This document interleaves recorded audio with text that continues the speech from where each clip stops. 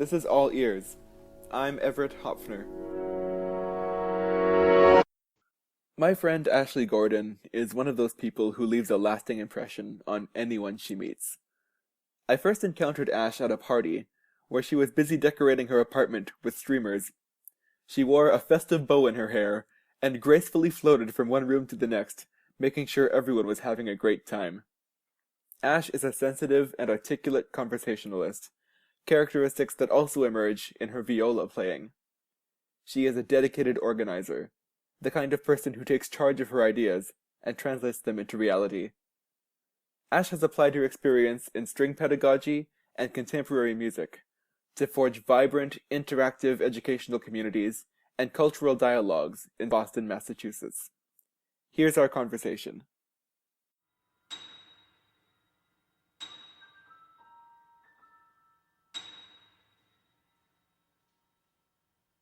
How did you end up playing the viola? Where did this start?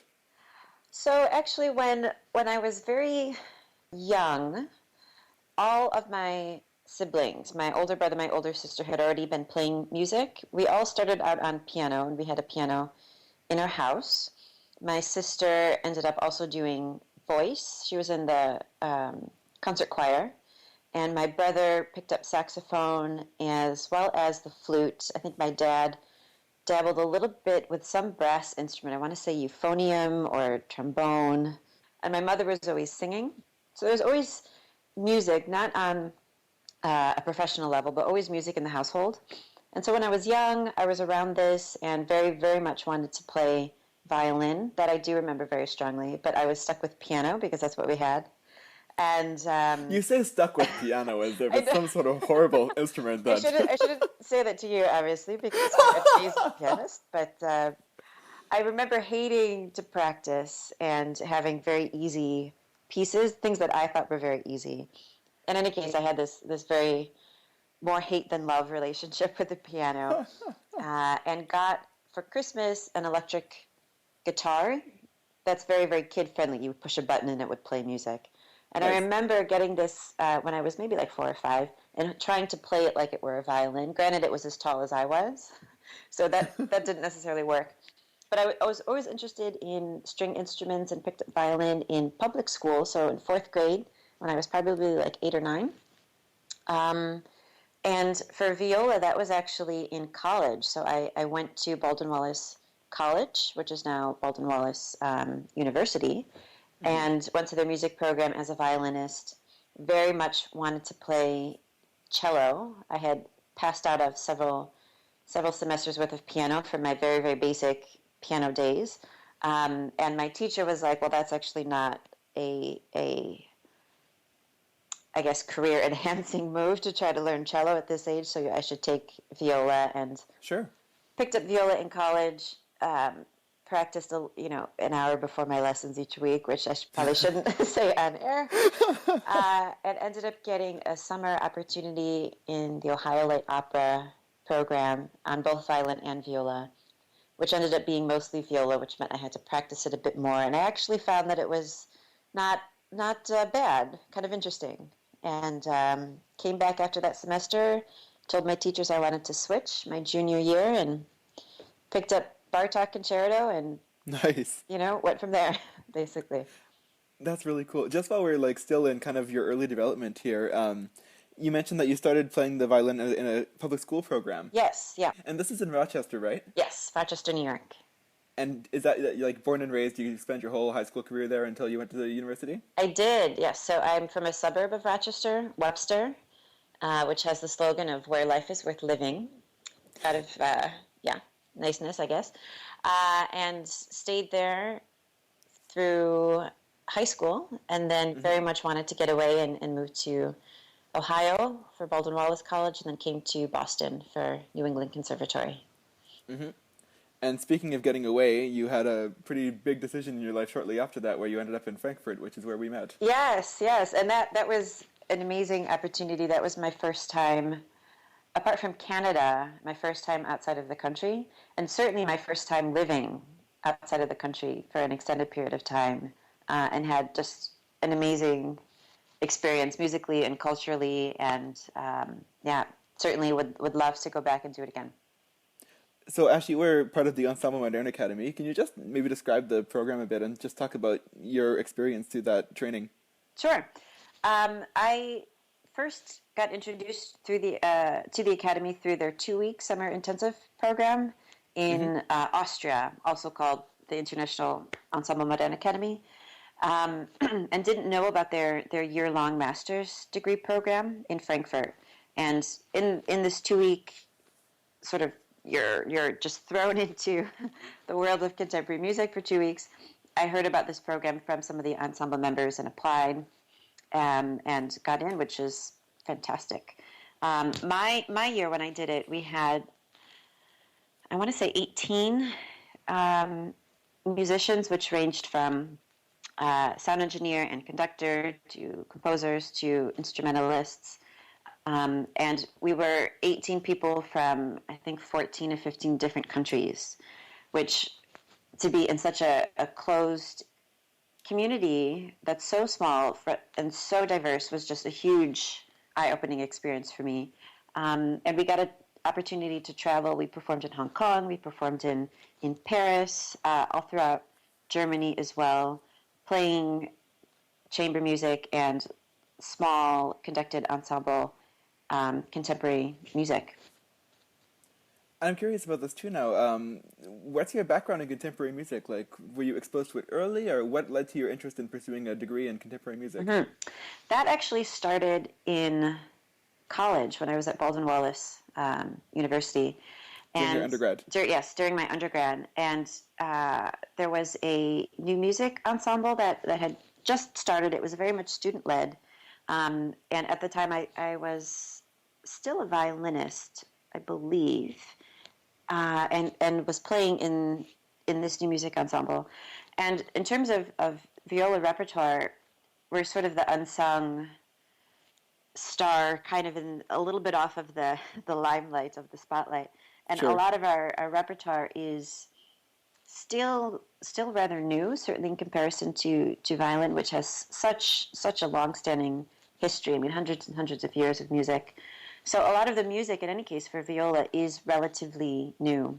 And I think it was those two experiences, just having to play newer music on viola, and specifically focusing on especially American composers who are still living during my Hmm. undergrad, really got me curious into exploring more about this.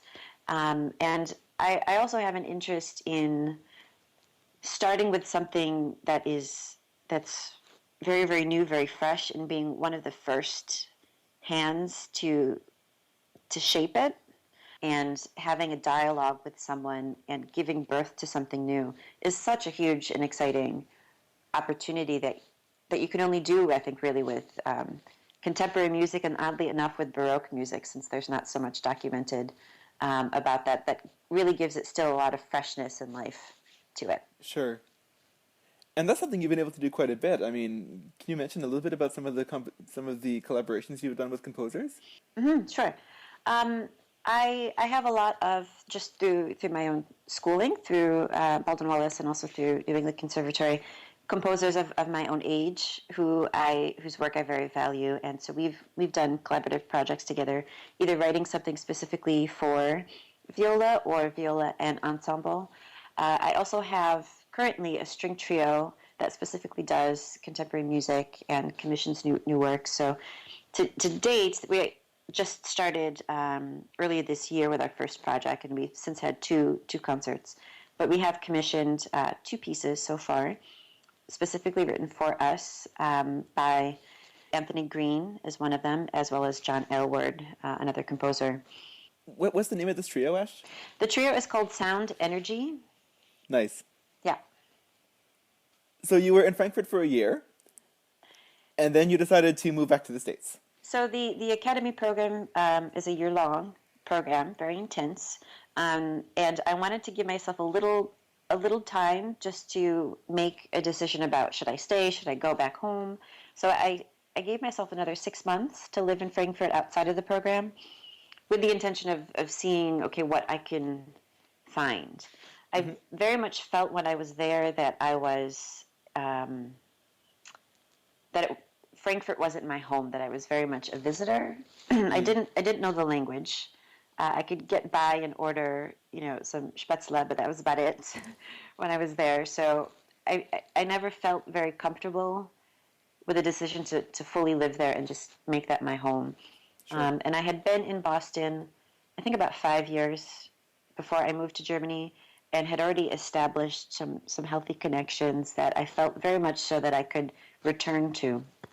So over those 6 months, exploring a bit in Frankfurt and just getting a sense of the possibility of starting something new versus coming back and reestablishing something in Boston, which I felt was the more practical decision. And also to come back with the idea of I can pick up from where I left off, but I also have the opportunity to start new projects and to really make Boston a home base where I can feel comfortable with the initiatives that I wanted to take. And I think it looks like, from what I'm reading about you, it looks like you've been able to do a lot of both of those things, both in terms of reestablishing prior connections and in building some new projects. Let's talk about some of the projects you're involved with right now. What's going on with the Boston Youth Symphony Orchestra Intensive Community Program? Yes, so I was on faculty there before I left to go to Germany. I was teaching there for a year, and the program is a very rigorous, very intense, hence its name, program for strings, so violin, viola, cello, bass, for communities often underrepresented in classical music. We have a large, given Boston population, a large Haitian population. We have a large Taiwanese population, cultures that you wouldn't necessarily see in an orchestra or specifically in classical music. And we teach them string instruments from age 4 up until they graduate from high school. And the program, with such a social mission, very much fits along the line of my role in how I view education and what education should be and how it can create social change from a very early age. So it's something very, very dear to my heart, and I was very excited upon returning to Boston to be able to not only teach there, but also work on an administrative level, sort of behind the scenes, in helping to coordinate and expand the program from my capacity as both as a faculty member and administrator. You mentioned this program you're coordinating right now with the Boston Youth Symphony Orchestra and how it does serve these underserved communities like the Haitian community, like the Taiwanese community. But I could also, I mean, at least from my perception, it seems like the African American community is also somewhat underrepresented in classical music as well. Mm-hmm. Is that a fair statement? Or Yes, absolutely. From my conversations with my co-artistic director, Anthony Green, and his experience as a composer, very much so in the world of composition, being underrepresented in terms of black culture. And black we use as a very overarching term. My background is Jamaican, so I would be black Jamaican or black Haitian American, something like this. But overarching cultures that would fit into this kind of black artistic category of what we call for our mission, but very, very much so underrepresented in classical music in terms of composition and also in terms of just bodies on stage that you would see. yes. Ash, let's talk about Castle of Our Skins. I think I first heard about this, man, shortly after you returned to Boston, right? It didn't take long for this to start. It didn't, no. And actually, when I came to Boston, which was last May, so May 2013, 13, 13, yeah. 13, I wanted to do a recital, actually, which is a horrible time when you're doing this cross-continental move. And my co-artistic director, Anthony Green, around the same time was moving from the States to the Netherlands and also wanted to do a recital. So we were both two crazy people trying to perform when there's all this, life-changing moments happening. And long story short, we ended up not performing, and we thought about performing together, but we ended up having a really beautiful lunch and said, well, listen, you're a composer and your music you've written for me, and I have enough that I can do a program of all of your works. He's also African American. And it got us to thinking, well, I'm sure there's other black composers that we can program. And we tried thinking, quite honestly, very hard about what other Black composers do we know. And given both of our conservatory training and years as being classically trained musicians, we honestly could not think of more than five, Mm. which got us both involved in researching. And I mean, now I have a huge spreadsheet of various composers, and have talked to the Chicago Music for Black Research about their database, and we've since expanded that list beyond five. But it was just a little disheartening for both of us to think that, okay, all of this training, what do we know about our culture, I guess, in terms of classical music, and how that fits in, and how race can fit into this world of what we're doing. And it was an eye-opening experience, and very still much so an eye-opening experience as we do more research. So my understanding, and please correct me if I'm wrong, and feel free to elaborate, Castle of Our Skins is a sort of musical channel where you're working with your co-artistic director, Anthony Green, who's a composer, as well as a collection of performers of Black heritage, and you're working on commissioning new works, performing works that are previously existing, putting together concerts and educational experiences across a number of different platforms. Is that fair? That's great. Yes, that's definitely fair. We focus on celebrating Black artistry through music, and that our two main platforms are concertizing and also education. And oftentimes the two are basically hand in hand. But yes, what you said before was quite beautiful. And what type of educational programs are you building with Castle of Our Skins? So we have very, very young stages of our organization. This is our second season. So our first season, Anthony Green and we collaborated together to create hour-long educational workshop called A Little History.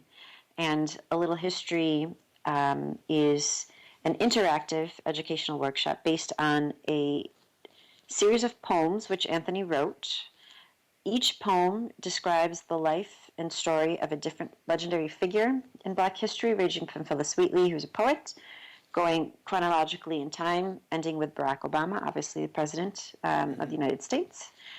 And through the original poetry, which is very much geared towards elementary-aged children under comprehension, and original music, as well as all these interactive elements, we teach kids the lives and stories of figures that, quite honestly, they had probably no other prior experience of knowing, apart from maybe Barack Obama. And there's George Washington Carver, who's the peanut guy, Of course. which I think everyone knows. But Bayard Rustin, for instance, and Angela Davis might be names that aren't forefronts of people's minds, or Margaret Bonds, a composer, Ed Bland, also a composer, for instance, or Madam C.J. Walker, who's the first Black millionaire in this country. So we teach these kids about these legendary figures, and certainly how their lives and their achievements can be inspirations to them. And we've done it for, at this point, over 200, closer to 300 children. And it's been interesting because I've also performed this piece, which is for solo narrating viola. So it's a one-woman show, and I have to sing and play all at the same time, which is great. I mean, it's a wonderful experience for me, and very, very fun and very different each time I do it.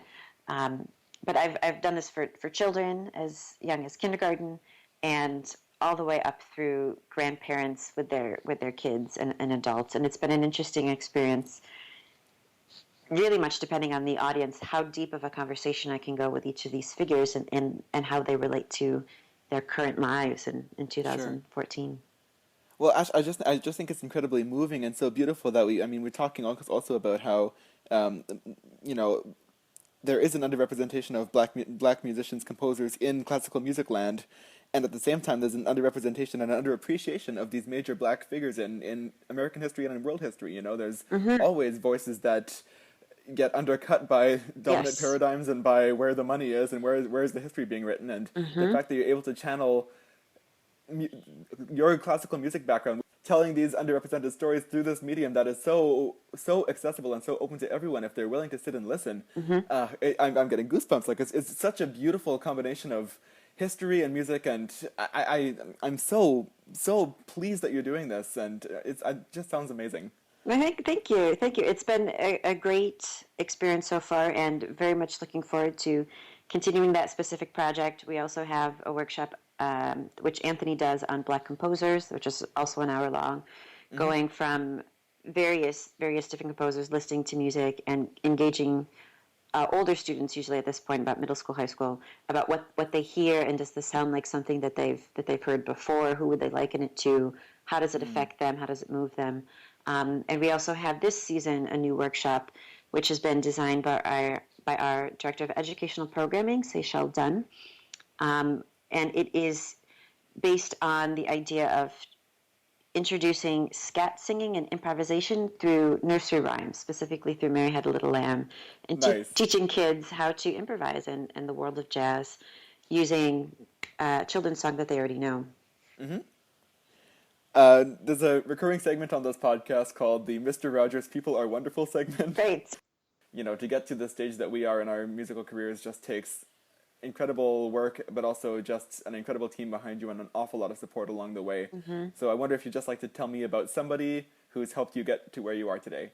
Sure, yes. When I was thinking of this, it was kind of difficult to pinpoint one specific person, but there was definitely a moment rather recently, also related to the youth orchestra where I work, where it was just really families within the program that very much changed how I viewed my role as an educator and my role as a mentor.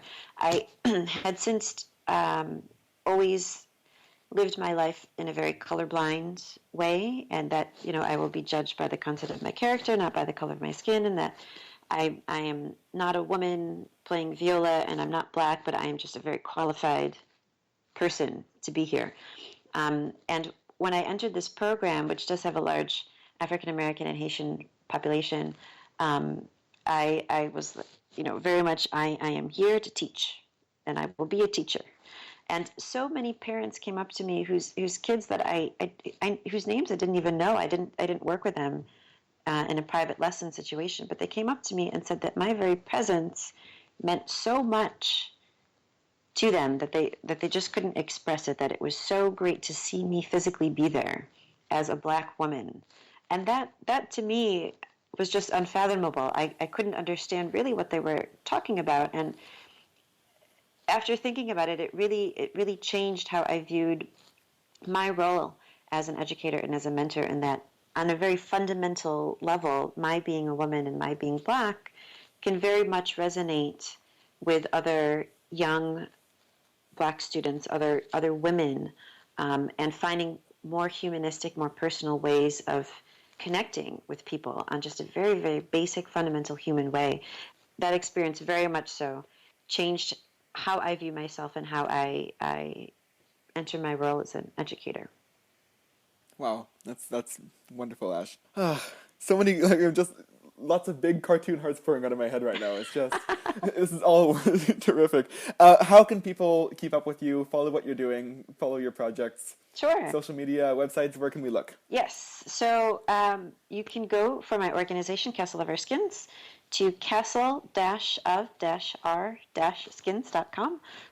Similar for the string trio that we talked about, sound-energy.org would be a way to find that. Me personally, my website is violaash.com.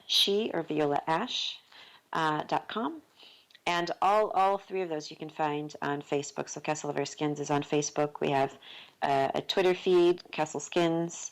Sound Energy is also on Facebook, Sound Energy Trio. And in any case, you can certainly shoot me an email at violaash@gmail.com. Great. And I will also recommend part of the Castle of Our Skins website is a blog called Beba. Yes. Beauty and Black Artistry, and I've just started reading some of the entries, and I am already heavily addicted. So I'm going to be scrolling through the archives and reading through it. It's beautifully written. Yes. Thank you for mentioning that. Is actually 100% Anthony Green's baby project. I mean, that is so close to his heart, and he does a fantastic job with that. And with from both of our perspectives, the information is there, but there's a lot of dust over it, and you have to search. So we're doing the searching and trying to share as much of this information as we can. Well, you're uncovering the dust not only in the virtual blog sphere, but in a lot of ways. I think the work you're doing now, Ash, is so inspiring to me on so many levels, and I love getting the Castle newsletter in my email inbox all the time and reading what you're up to. And yeah, this is all so great to hear. I'm so proud. Oh, thanks. Thank you. And thank you again for this opportunity. It's been great to catch up and chat with you. All right, you take care, Ash. Talk to you soon. Too. Bye. Bye, thanks.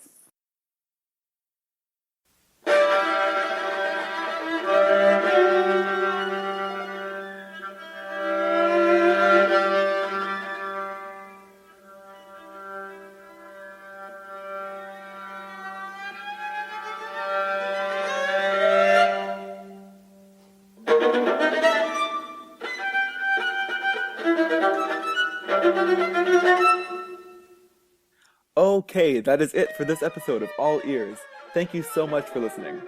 Behind me, you can hear Ashleigh Gordon playing Souvenir Trémaesque by Heinz Holliger. New episodes of All Ears are released twice a month on my website, everetthopfner.com, and on iTunes. You can find links and show notes about Ashleigh and all my guests on the website. You can follow me and the show on Twitter at evhopf. That's EVHOPF. If you have questions or feedback, or feel like sharing your story as a guest on All Ears, go to everetthopfner.com and click on the contact page. You can support the show by leaving a rating or review on the iTunes store. Spread the word on social media with the hashtag AllEarsPodcast.